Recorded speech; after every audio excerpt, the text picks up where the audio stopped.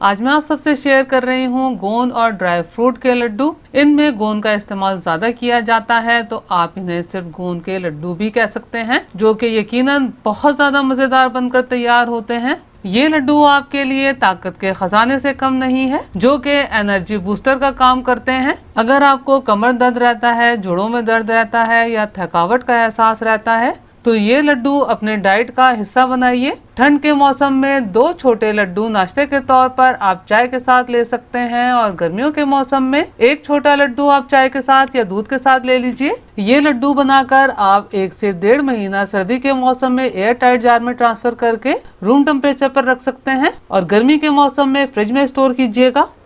बिस्मिल्लाहिर्रहमानिर्रहीम। अस्सलाम वालेकुम फ्रेंड्स, उम्मीद है आप सब खैरियत से होंगे। सबसे पहले तो मैं ये क्लियर कर दूं कि ये लड्डू खवातीन, मर्द हजरात, बच्चे सब इस्तेमाल कर सकते हैं। ये मैंने 100 ग्राम यानी कि हाफ कप गोंद ली है, जिसे मैंने हावन दस्ते में क्रश कर लिया है।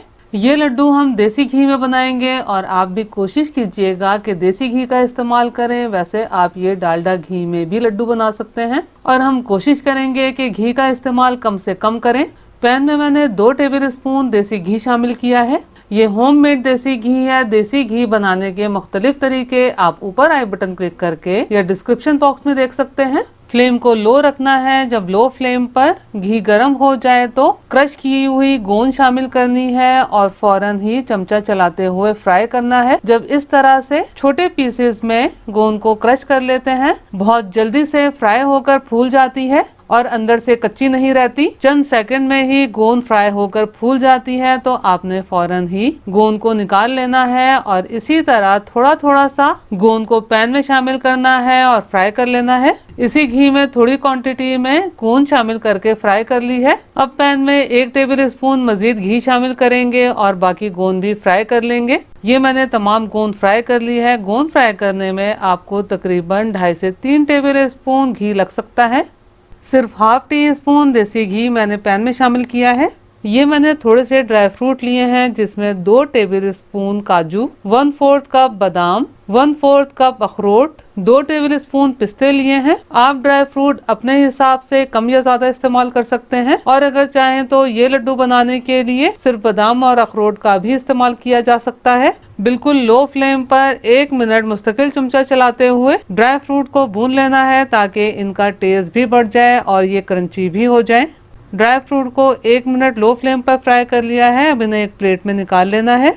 अब ये जो पैन में घी बचा है, इसमें 1 कप मखाने शामिल करेंगे, और मखानों को भी मुस्तकिल चमचा चलाते हुए लो फ्लेम पर 2 मिनट भून लेंगे। मखाने ठीक तरह से भुन जाने की पहचान ये भी है कि आप इस तरह हाथ से क्रश करेंगे तो फिर फौरन ही क्रश हो जाएंगे। अब इन्हें भी एक प्लेट में निकाल लेना है। बिल्कुल हल्के से घी में 2 टेबल स्पून किशमिश को भून लेना है, ताकि ये फूल के थोड़ी सॉफ्ट हो जाए।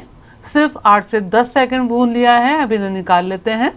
ये मैंने आधा कप नारियल का बुरादा लिया है, जिसे पैन में शामिल किया है। अब मुस्तकिल चमचा चलाते हुए सिर्फ 10 से 15 सेकंड लो फ्लेम पर भून लेना है। नारियल के बुरादे को घी के बगैर भून लिया है। अब इसे भी प्लेट में निकाल लेते हैं। इसी तरह ये मैंने 2 टेबल स्पून चार मगज लिए हैं और 1 टेबल स्पून कद्दू के बीज लिए हैं। इन्हें भी मुस्तकिल चमचा चलाते हुए लो फ्लेम पर 10 सेकंड ड्राई रोस्ट कर लेना है। 10 सेकंड भून लेने के बाद ये मैंने 2 टेबल स्पून खसखस शामिल की है। अब इन्हें मजीद 5 सेकंड लो फ्लेम पर भून लेना है। अब इन्हें भी प्लेट में ट्रांसफर कर लेते हैं। गोंद रूम टेम्परेचर पर मुकम्मल तौर पर ठंडी हो गई है, और ये बहुत अच्छी फ्राई होकर तैयार हुई है। इसे हमने ग्राइंडर वगैरह में ग्राइंड नहीं करना। इस तरह किसी कटोरी वगैरह या ग्लास से गोंद को क्रश कर लेना है। जब इस तरह हम क्रश की हुई गोंद लड्डू बनाने के लिए इस्तेमाल करेंगे, तो जो इसका क्रंच आता है लड्डुओं में बहुत मजेदार लगता है। तो बस इस तरह हल्का हल्का सा हम इसे क्रश कर लेंगे। हल्का हल्का सा क्रश कर लिया है, और ये क्रंची सी गोंद लड्डुओं में इस्तेमाल करने के लिए तैयार है।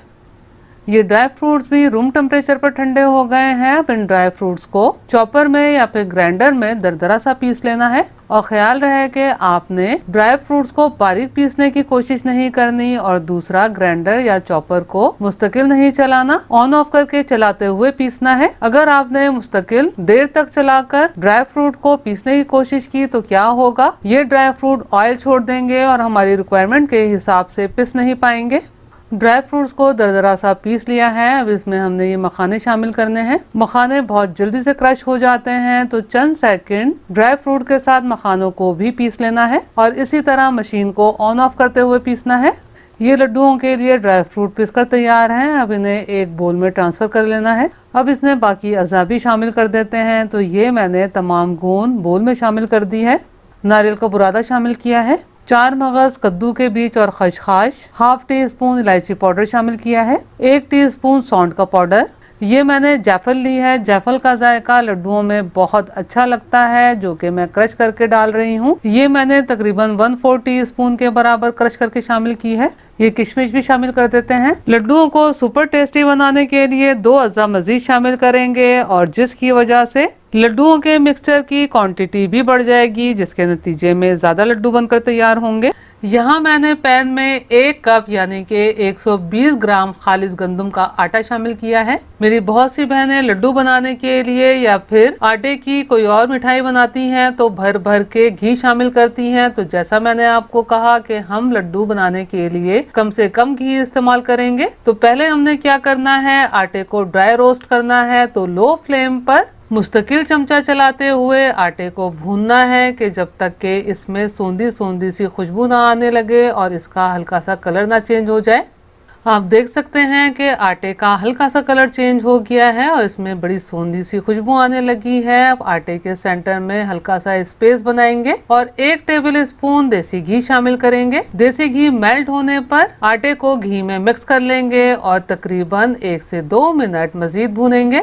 2 मिनट लो फ्लेम पर मजीद भून लिया है। आप देख सकते हैं कि सिर्फ 1 टेबल स्पून घी में कितना अच्छा आटा भुनकर तैयार हुआ है। फ्लेम को मैंने ऑफ कर दिया है और ये मैंने आधा कप भुने हुए चने लिए हैं, जिसका मैंने पाउडर बनाकर आटे में शामिल कर दिया है। अब इसे भी आटे में अच्छे तरीके से मिक्स कर लेना है।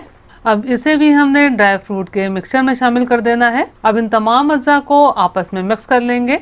अब इस पॉइंट पर अगर आप चाहें तो बारीक पिसी हुई चीनी या फिर आइसिंग शुगर शामिल करके लड्डू बना सकते हैं, लेकिन अगर आप पिसी हुई चीनी या आइसिंग शुगर डाल के लड्डू बनाते हैं तो इस मिक्सचर को हल्का सा गर्म होना चाहिए। ख्याल रहे कि तेज गर्म ना हो। अगर ये मिक्सचर तेज गर्म होगा तो क्या होगा, चीनी तेजी से घुलेगी और लड्डू चिपचिपे से बनकर तैयार होंगे। मैं ये लड्डू चीनी के बगैर बना रही हूँ, यानी कि गुड़ का इस्तेमाल करेंगे। पैन में मैंने सिर्फ 1 टीस्पून देसी घी शामिल किया है। घी मेल्ट हो जाने के बाद इसमें ये मैंने 1 कप यानी कि 200 ग्राम क्रश किया हुआ गुड़ शामिल किया है और ये सिर्फ 4 से 5 टेबल स्पून पानी शामिल किया है। फ्लेम को लो रखना है। लो फ्लेम पर मुकम्मल तौर पर गुड़ को मेल्ट होने देना है। लो फ्लेम पर गुड़ मेल्ट हो गया है। अब फ्लेम को मीडियम कर देना है और चाशनी में सिर्फ 1 उबाल देना है। उबाल आते ही चाशनी को मिक्सचर में डाल देना है और मुकम्मल तौर पर लड्डुओं के मिक्सचर में मिक्स कर लेना है।